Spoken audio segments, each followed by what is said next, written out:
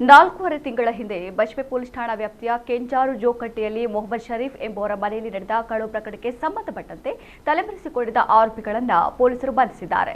ಕಳವಾರು church ಬಳಿಯ ನಿವಾಸಿ 31 ವರ್ಷದ ಅಬ್ದುಲ್ ನಾಸಿರ್ ಯಾನೆ ನಾಚಿ ಮತ್ತು ಕಳವಾರು ನಿವಾಸಿ 37 ವರ್ಷದ ಮೈಯದ್ದಿ ಇಮ್ರಾನ್ ಯಾನೆ ಇಮ್ಮು ಬಂಧಿತ ಆರೋಪಿಗಳು 2025ರ ಸೆಪ್ಟೆಂಬರ್ 23ರಂದು ಶರೀಫ್ ಮನೆಯವರು ಸಂಬಂಧಿಕರ ಮೆಹಂದಿ ಕಾರ್ಯಕ್ರಮಕ್ಕೆ ತೆರಳಿದಾಗ ಮನೆಯಲ್ಲಿದ್ದ 23 ಲಕ್ಷ ರೂಪಾಯಿ ಮೌಲ್ಯದ ಚಿನ್ನಾಭರಣ ಹಾಗೂ 1.25 ಲಕ್ಷ ನಗದು ಕಳವಾಗಿತ್ತು. ಈ ಬಗ್ಗೆ ಬಜ್ಪೆ ಠಾಣೆಯಲ್ಲಿ ಪ್ರಕರಣ ದಾಖಲಾಗಿತ್ತು. ಮನೆಗಳ್ಳತನ ಮಾಡಿದ ಬಳಿಕ ಆರೋಪಿ ನಾಸಿರ್ ವಿದೇಶಕ್ಕೆ ಪರಾರಿಯಾಗಿದ್ದ. ಪೊಲೀಸರು ಲುಕೌಟ್ ನೋಟಿಸ್ ಹೊರಡಿಸಿ ಆತನನ್ನ ಬಂಧಿಸಿದ್ದಾರೆ.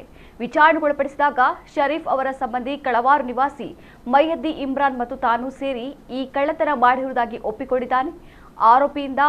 ಆರೋಪಿಗಳಿಂದ ಸುಮಾರು 27 ಲಕ್ಷ ರೂಪಾಯಿ ಮೌಲ್ಯದ 222 ಗ್ರಾಂ ತೂಕದ ಚಿನ್ನ, 20,000 ರೂಪಾಯಿ ನಗದು, ಸುಮಾರು 50,000 ರೂಪಾಯಿ ಮೌಲ್ಯದ ಸ್ಕೂಟರ್ ಅನ್ನು ವಶಕ್ಕೆ ಪಡೆಯಲಾಗಿದೆ.